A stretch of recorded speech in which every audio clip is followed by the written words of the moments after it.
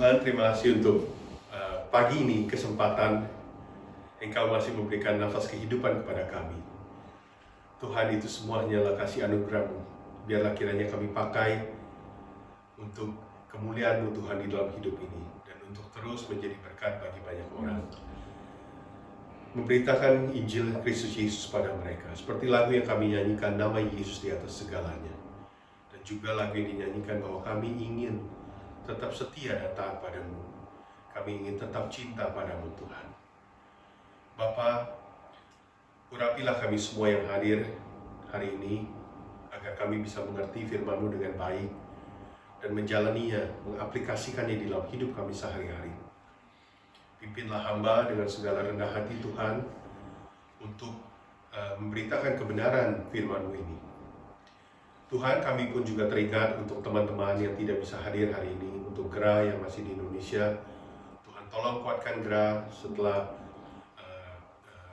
mengalami duka di mana omanya meninggal, berpulang padamu Tuhan.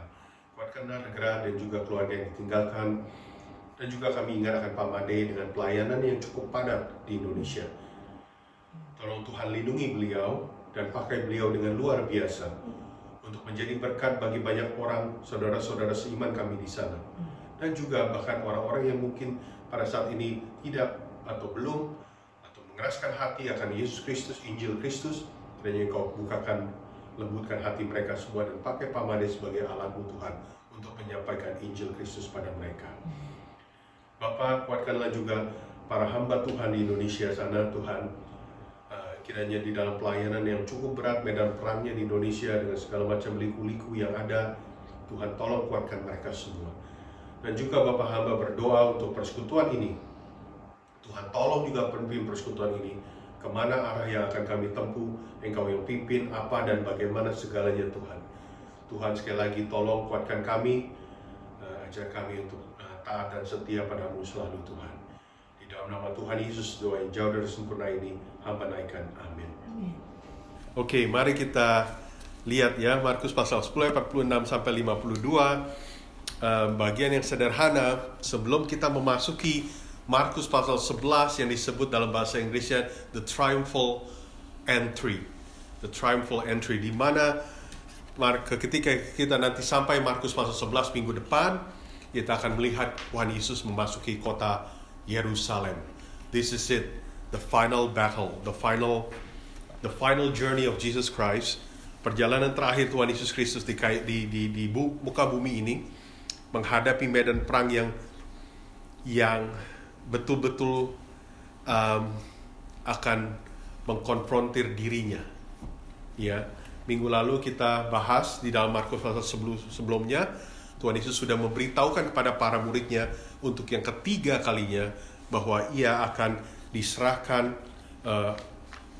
dan dia akan dihukum mati, dan bahkan kalau masih ingat di dalam Markus pasal 10 minggu lalu ayat 34 dikatakan bahwa Tuhan Yesus akan diserahkan kepada orang-orang yang tidak mengenal Tuhan, dalam hal ini bangsa Romawi.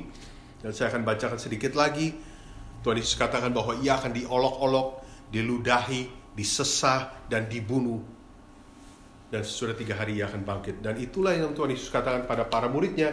Dan itulah yang dimana saat-saat semakin mendekat bagi dirinya untuk menghadapi itu semua. Dan Markus pasal 11 minggu depan, ia akan memasuki medan perang yang terakhir, kota Yerusalem. Tapi sebelumnya, masih tetap sebelum memasuki kota Yerusalem, di bagian ini ayat 46 sampai 52, tema atau topik yang saya berikan pada hari ini berjudul mata yang terbuka. Ya, mata yang terbuka. Oke, ayat 46, lalu tibalah Yesus dan murid-muridnya di Yeriko. Yeriko itu tidak jauh dari Yerusalem. Kalau saya belum pernah ke Israel, tapi kalau sudah ada yang pernah ke Israel, jadi Yerusalem kira-kira di sini, Yeriko tuh di sini kurang lebih. Ya. Sekarang lebih sulit masuk. sekarang mungkin udah 2 kali ya. Wah, berbahagialah Oma. Dan sekarang suasana lagi cukup tegang di sana, jadi mungkin bukan saat yang baik ke sana pada saat ini. Dan ketika Yesus keluar dari Yeriko, dikatakan bersama dengan murid-muridnya dan orang banyak berbondong-bondong, Ada seorang pengemis yang buta bernama Bartimeus, anak Timeus, duduk di pinggir jalan. Lalu ketika didengarnya bahwa itu adalah Yesus orang Nazaret, ya, orang buta ini mungkin sudah mendengar nama Yesus sebelumnya, ya, karena pada saat ini Tuhan Yesus namanya sudah terkenal dan sudah dikenal oleh banyak orang sebagai guru, sebagai yang orang yang juga memberitakan firman Tuhan atau kebenaran Tuhan, dan juga Tuhan Yesus juga sebagai figur yang banyak melakukan mujizat. Jadi ketika orang buta itu mendengar Yesus orang Nazaret, dan mulailah ia berseru di dalam ayat 47, Yesus anak Daud, kasihanilah aku. Ya. Yesus anak Daud, kasihanilah aku. Nah, sebelumnya ada hal yang menarik di sini. Karena di sini baru pertama kali kita melihat di dalam Injil Markus, kita melihat kata anak Yesus atau julukan yang diberikan oleh Yesus kepada Yesus adalah disebut Yesus anak Daud. Sebelumnya yang kita dengar adalah Yesus anak manusia. Jesus the son of man. Sekarang Jesus is the son of David. Ya. Apa signifikansi daripada ini? Saya ingin memberikan sedikit latar belakang atau konteks daripada signifikansi daripada istilah atau title yang diberikan ini anak Daud. Mari sama-sama kita lihat, ya. Kita buka di dalam 2 Samuel pasal 7. 2 Samuel pasal 7 ayat yang ke-12 sampai dengan 16. 2 Samuel pasal 7 ayat 12 sampai dengan 16.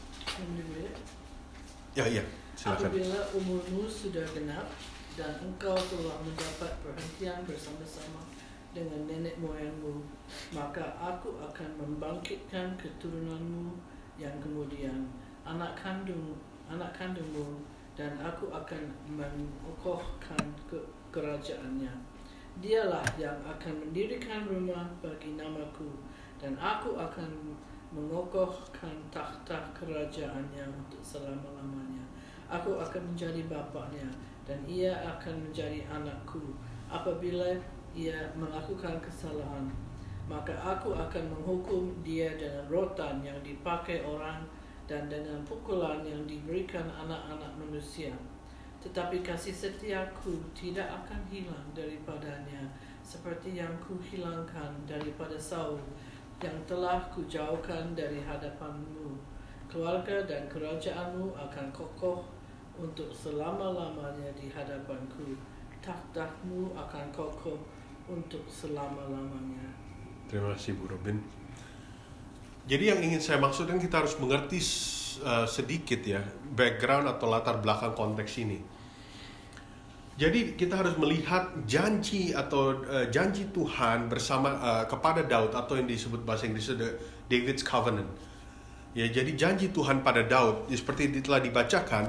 Memang kita tidak akan membahas 2 Samuel pada saat ini, tapi kita bisa melihat secara singkat saja bahwa Tuhan menjanjikan pada Daud bahwa akan datang masanya di mana seorang keturunan daripadanya, silsilah dari keturunan Daud, akan ada seseorang yang akan melanjutkan daripada kerajaan Daud ini. Maka itu dikatakan di dalam ayat 16, keluarga dan kerajaanmu akan kokoh untuk selama-lamanya di hadapanku, tahtamu akan kokoh untuk selama-lamanya. Bukan secara literal bahwa kerajaan Daud akan ada terus, atau Daudnya dan keturunan tidak pernah meninggal atau tidak pernah mati, bukan itu maksud literal.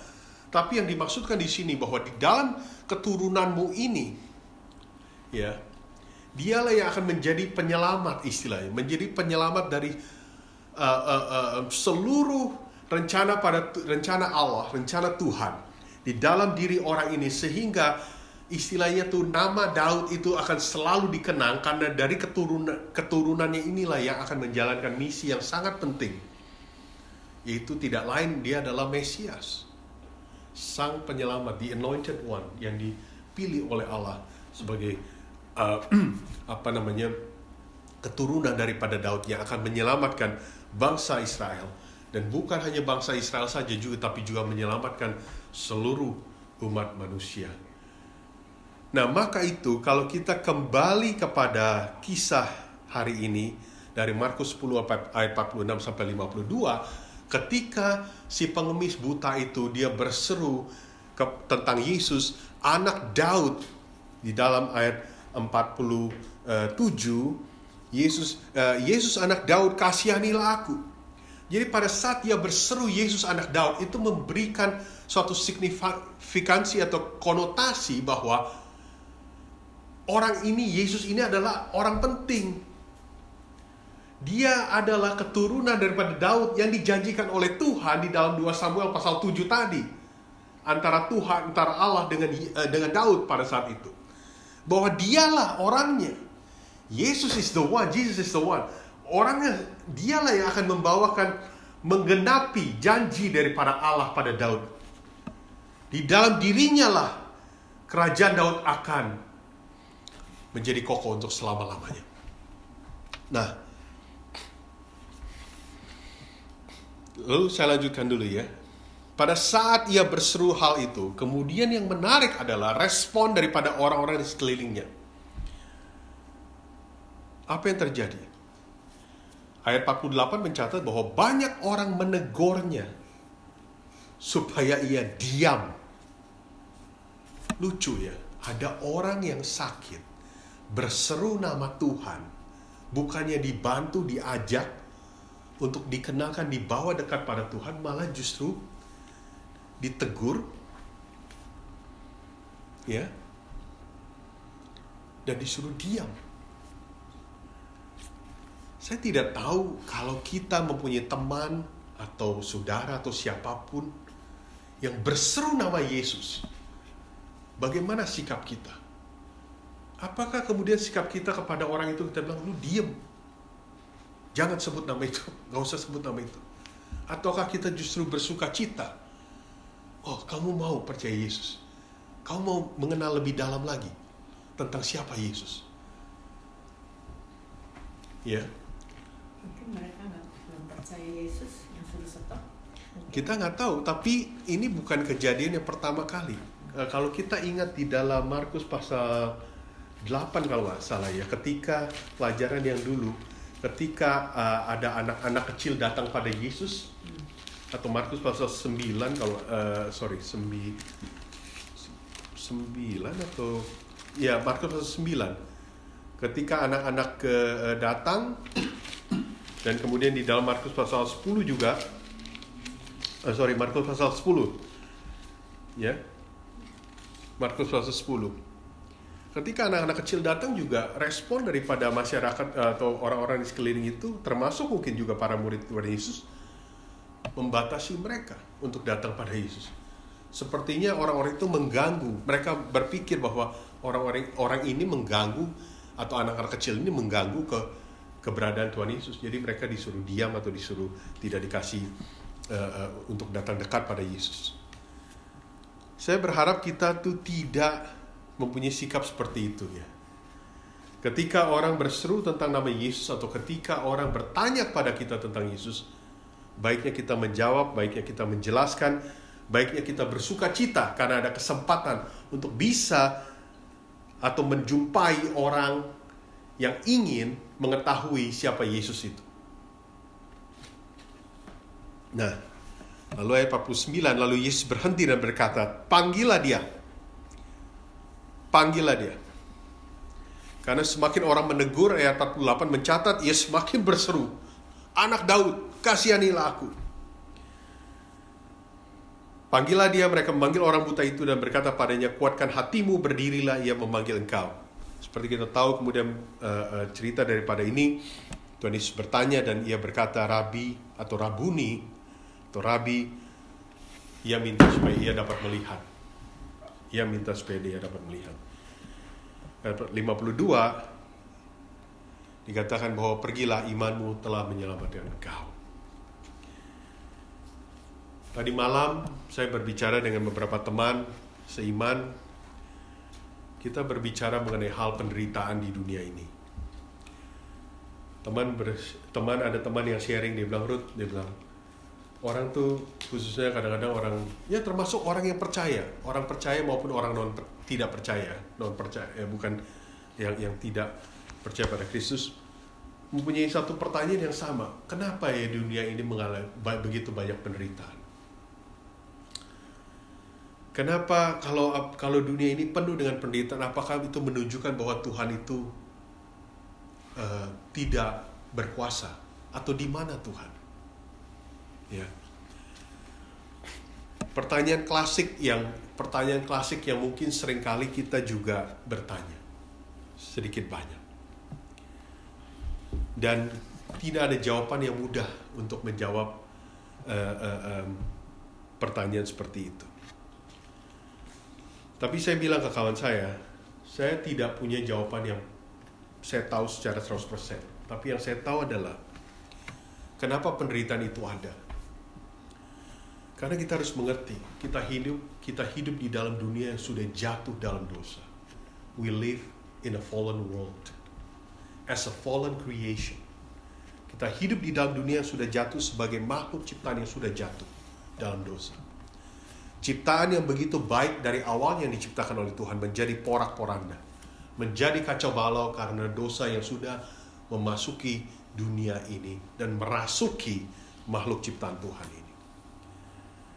Apakah Tuhan masih berkuasa? Saya bilang, ya. Tuhan masih berkuasa dan Ia tidak tinggal diam. Maka itu Ia mengirimkan Yesus Kristus ke muka bumi ini. Menjadi utusan, menjadi anak Allah yang harus menanggung beban dosa kita ini. Supaya kita bisa dibenarkan di hadapan Allah. Supaya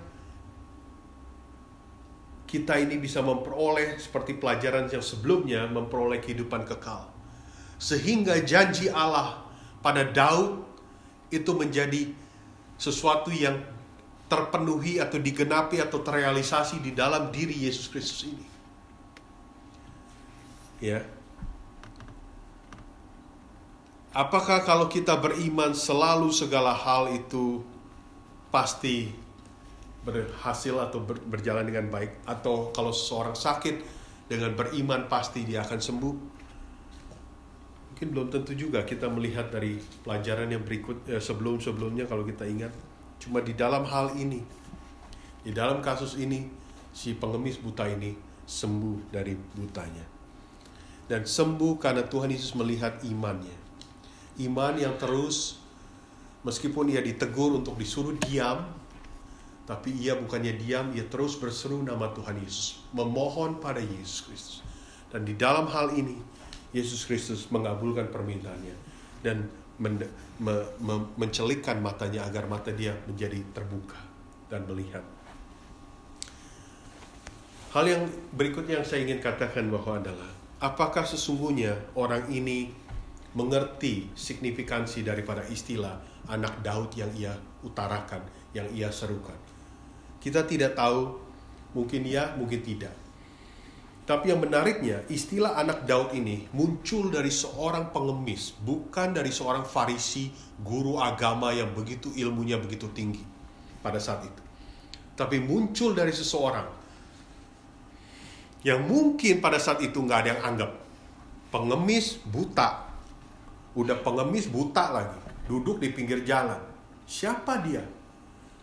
Ingat ya, pelajaran Markus sekali lagi 10 sebelumnya sangat kontras dengan si orang kaya yang anak muda yang mempunyai sosial status yang begitu tinggi, yang dianggap orang pada saat atau masyarakat pada saat itu begitu tanda petik suci, bandingkan dengan pengemis buta ini yang dianggap bukan siapa-siapa. Tetapi di dalam perbandingan ini Tuhan Yesus melihat iman daripada si buta ini jauh lebih besar daripada iman orang kaya tersebut yang atau orang agamawi tersebut.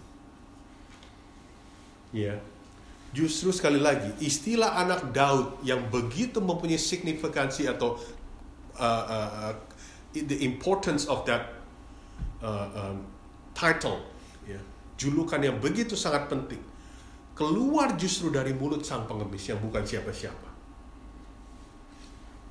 Apakah ia mengerti sepenuhnya? Sekali lagi belum, kita tidak tahu.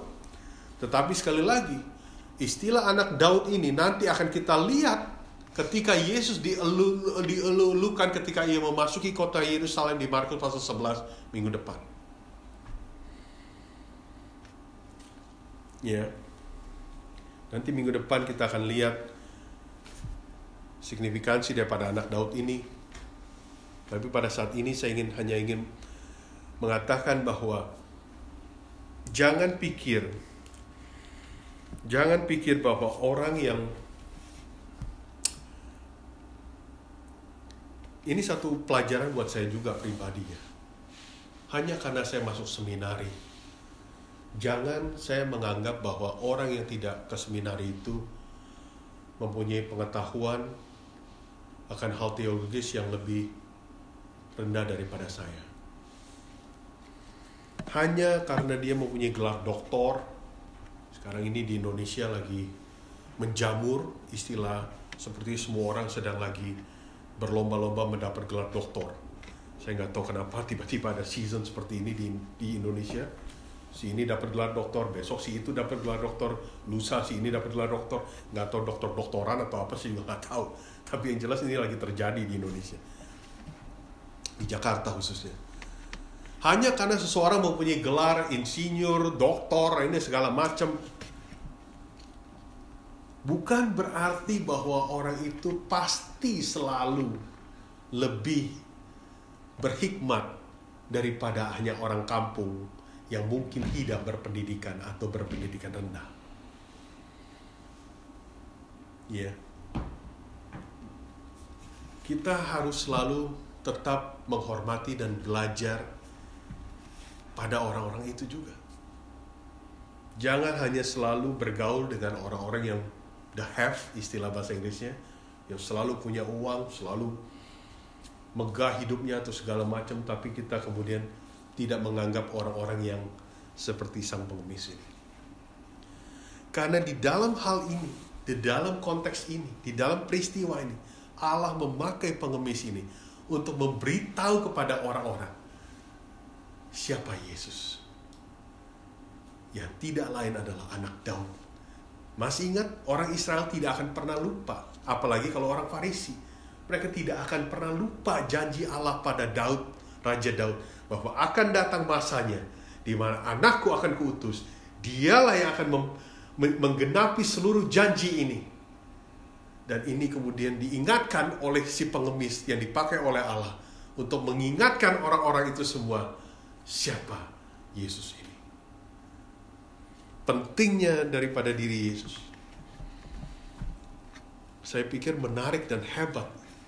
Allah memakai orang yang bukan siapa-siapa, yang tidak dianggap pengemis, seorang pengemis, buta lagi, sekali lagi.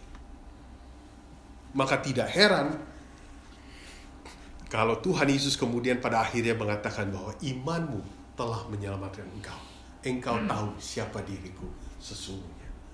Orang kaya di Markus pasal 10 yang sebelumnya, yang sebutnya agamawi, mempunyai sosial status yang begitu tinggi, uang yang begitu banyak, dia tidak tahu siapa Yesus sebenarnya, dan bahkan dia terakhirnya menolak untuk datang pada Yesus. Dia memilih untuk terikat pada kekayaannya daripada memilih untuk mengikuti Yesus, memperoleh hidup yang kekal. Karena itu pertanyaan orang yang kaya itu tersebut di Markus pasal 10 yang sebelumnya. Jadi sekali lagi, kita harus belajar dari sang pengemis ini. Kita harus belajar dari sang pengemis. Bahwa Allah memakai peristiwa ini, ada peristiwa ini yang dicatat di dalam Alkitab. Bukan cuma dengan iseng-iseng. Tapi kalau buat saya pribadi terus menjadi satu teguran bahwa jangan kamu pernah menganggap remeh siapapun, karena Allah bisa memakai orang itu untuk memalukan dirimu atau menegur dirimu. Dan saya pikir di sini adalah satu hal yang indah. Allah memakai sang pengemis yang buta untuk mengingatkan orang-orang semua siapa sesungguhnya Yesus. Meskipun sekali lagi kita tidak tahu apakah orang buta ini 100% mengerti istilah anak Daud itu apa, implikasinya apa, signifikansinya apa, kita tidak tahu. Tapi yang jelas itu adalah pernyataan yang keluar dari mulutnya untuk memberitahukan kepada orang-orang siapa Yesus ini. Yang tidak lain adalah anak Daud, penggenapan daripada janji Allah padanya, yang akan menyelamatkan Israel dan juga bangsa-bangsa di dunia ini. Jadi saya ingin menarik juga tentang hal buta, mata yang terbuka ini. Mari kita sama-sama buka di dalam Lukas. Di dalam Lukas pasal 4. Ya, Lukas pasal 4 ayat 16 sampai dengan 19, kalau ada yang bisa membacakan, kalau ada yang sudah dapat. Lukas pasal 4 ayat 16 sampai 19.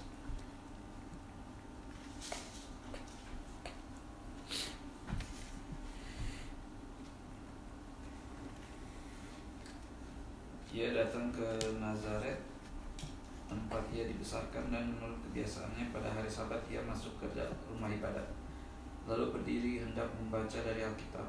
Padanya diberikan kitab Nabi Yesaya, dan setelah membukanya ia menemukan nas di mana ada tertulis, Roh Tuhan ada padaku, oleh sebab ia telah mengurapi aku untuk menyampaikan kabar baik kepada orang-orang miskin, dan ia telah mengutus aku untuk memberitakan pembebasan kepada orang-orang tawanan dan penglihatan bagi orang-orang buta, untuk membebaskan orang-orang yang tertindas, untuk memberitakan tahun rahmat Tuhan telah datang. Terima kasih, Di. Tuhan Yesus membacakan kitab yang di-quote daripada Yesaya, penggenapan daripada kitab Yesaya digenapi dalam dirinya. Secara singkat sekali lagi saya hanya ingin mengupas. Di situ dikatakan bahwa apa yang ditulis itu, bahwa roh Tuhan Yesus mengatakan bahwa roh Tuhan ada padaku. Dan saya lompat, datang dengan misi untuk memberitakan pembebasan kepada orang-orang tawanan dan penglihatan bagi orang-orang buta. Untuk membebaskan orang-orang yang tertindas, memberitakan rahmat Tuhan telah datang. Di dalam hal ini bukan secara literal bahwa Tuhan Yesus akan datang membawa tentara dan menghancurkan kerajaan Romawi, membebaskan orang-orang tahanan, bukan itu. Tetapi dalam konteks secara spiritual, kita yang menjadi tawanan dosa, digenggam, diikat oleh dosa, dan disinilah peranan Tuhan Yesus begitu penting. Ia datang mempunyai misi untuk membebaskan orang-orang yang tertindas, dan kita yang dibutakan oleh dosa akan dibukakan matanya seperti pengemis yang buta tersebut, yang duduk di pinggir jalan, yang secara fisik matanya menjadi celik, terbuka kembali, dan mata kita pun akan terbuka, dibukakan oleh Tuhan Yesus. Kebenaran firman Tuhan membebaskan kita dari belenggu dosa yang membutakan kita selama ini, yang tidak bisa melihat kebenaran daripada Tuhan Yesus, kebenaran daripada firman Tuhan atau Allah sendiri. Saudara, maka itu kita pun secara fisik ya kita bisa melihat dalam kasih anugerah Tuhan. Tapi pada saat yang bersamaan kita pun juga harus merenung dan berpikir, sesungguhnya kita pun juga buta secara spiritual. Di dalam diri kita secara rohani kita itu buta. Kita hanya berfokus melihat apa yang terjadi, apa yang kita ingini secara duniawi, tapi kita lupa seringkali tentang Allah sendiri yang sesungguhnya mempunyai kehidupan yang kekal tersebut. Ya. Jadi hendaknya juga kita senantiasa berdoa pada Tuhan agar minta Tuhan mata kita dicelikan. Dicelikan sehingga kita bisa melihat kebenaran firman Tuhan yang begitu nyata dan kemudian implikasinya masuk dalam hidup kita, yang kita kemudian aplikasikan pada orang-orang lain. Saya tidak tahu apakah kita pernah berpikir tentang hal itu. Saya tidak tahu apakah kita menyadari bahwa kita juga sebenarnya buta secara spiritual. Dan ironis dan sedihnya, kita masih terus mengeraskan hati kita untuk tidak mau datang dan percaya pada Yesus sebagai Tuhan dan Juru Selamat dengan berbagai macam alasan yang ada. Itu satu pergumulan pribadi saya, satu hal yang saya terus berdoa pada Tuhan. Tuhan, kita ini berlomba dengan waktu. Saya tidak tahu apakah saudara menyadari atau tidak. Bagi saya, kita ini sedang berlomba dengan waktu. Waktu terus berjalan. Dan keadaan, kalau kita lihat keadaan dunia semakin hari semakin tidak baik-baik saja. Dan kesedihan hati saya yang terdalam secara pribadi adalah ketika melihat masih banyak orang yang terus mengeraskan hatinya akan Injil Kristus atau kebenaran firman. Mereka masih beranggapan bahwa itu semuanya omong kosong. Tidak ada hubungannya dengan mereka. Mereka masih berpikir mungkin bahwa it's okay kok. Pada akhirnya saya akan oke aja. Saya tuh orang baik. Tapi sesungguhnya mereka lupa bahwa mata mereka buta secara spiritual. Dan biarlah kiranya doa kita minta pada Tuhan agar mata yang terbuka secara rohani ini bisa disingkapkan dan dibukakan, terbuka kembali. Yaitu sekali lagi pergumulan diri saya yang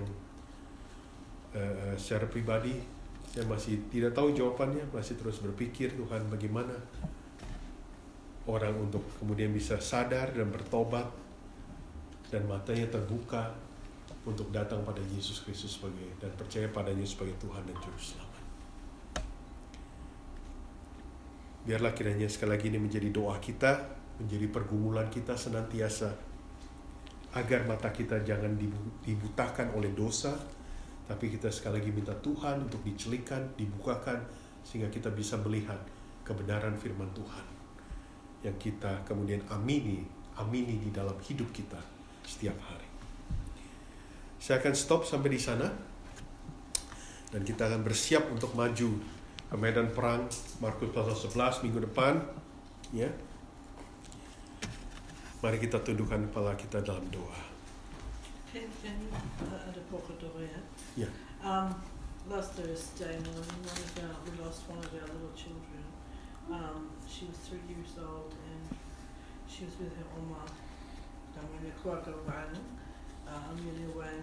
She decided to run ahead of the grandma, and it's a steep hill. Car was coming down, and so tragic. Her sister saw it and everything, and with no brakes or anything, just bang, and she's flying through the air. And someone had a CCTV, and they said you could just hear the crash and the hit us. And so we were all really upset. I teach her sister, kakaknya namanya Ella Wan. And I arrived on Friday morning. She'd already died, but the school hadn't been told officially.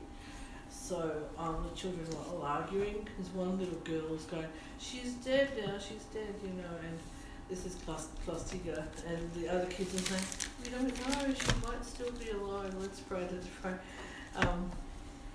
So I had to calm them down, and please, let's just pray for the family. It's really hard. And at the end of the second lesson, I just started crying, you know, because you're trying to be, you know, officially okay, you've got it together, you're the teacher, but then you're holding it in. So it's been very hard on our whole community, because you know, the children, some of them don't understand, some of them are really upset. So ya, maka itu ya, kita tidak pernah tahu ya hidup kita ini bisa sekali lagi seperti yang Yakobus katakan, hidup ini seperti uap. And also like you were saying, why do bad things happen to good people? You know, it's just that I feel so sorry for that grandma, because she will always live with that.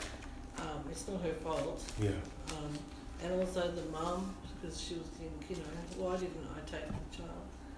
The Oma ended up in hospital too. She was so shocked.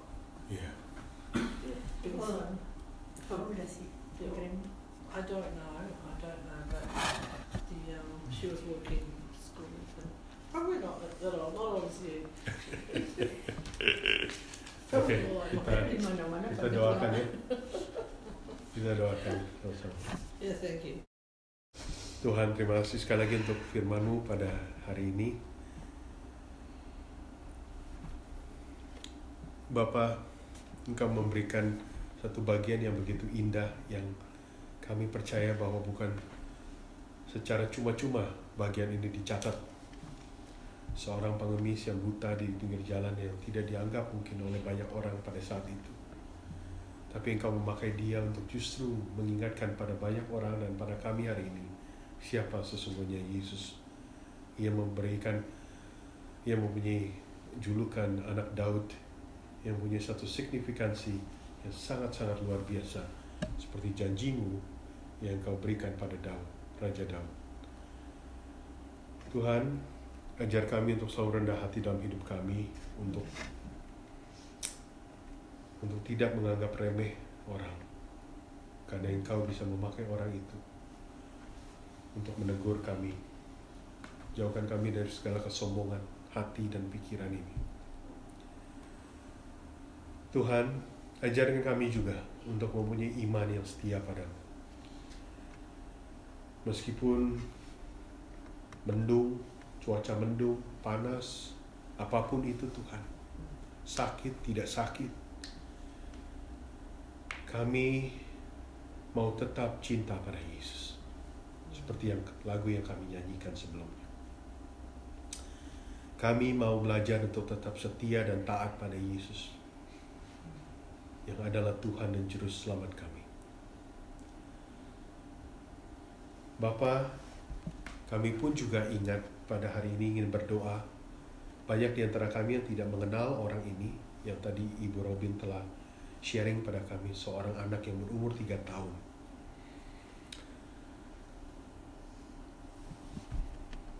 Lari dan kemudian ditabrak oleh sebuah mobil. Tuhan, lari daripada tangan neneknya. Bapa, kami tidak tahu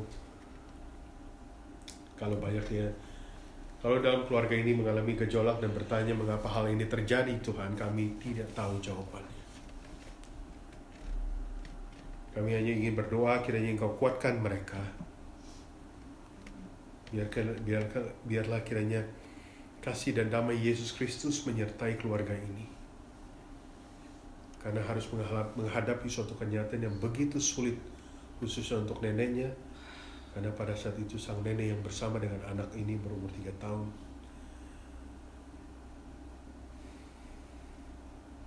Tuhan, berikanlah penghiburan pada keluarga ini. Masih banyak hal di dalam hidup dan dunia ini yang kami tidak mengerti yang terjadi, Tuhan. Mungkin di dalam hidup kami sendiri pun ada saat-saat di mana kami pun bertanya dan mengalami sesuatu yang tidak kami ingini tapi terjadi. Tuhan, apapun itu, sekali lagi ajar kami, kuatkan kami. Kami ingin cinta pada Yesus selamanya. Tuhan, hamba terus berdoa untuk orang-orang yang masih terus berkeras hatinya akan Injil Kristus. Kiranya Engkau dalam kasih anugerah-Mu Tuhan, Engkau bukakan mata mereka. Bukakan mata-mata yang masih tertutup secara rohani, agar mereka tidak lagi dibelenggu oleh dosa, tapi mereka bisa melihat kebenaran daripada Injil Kristus dengan mata rohani yang terbuka oleh kasih anugerah Kristus Yesus Tuhan dan Juru Selamat kami. Terima kasih Tuhan, sekali lagi di dalam nama Tuhan Yesus, Tuhan dan Juru Selamat kami, doa ini kami sampaikan.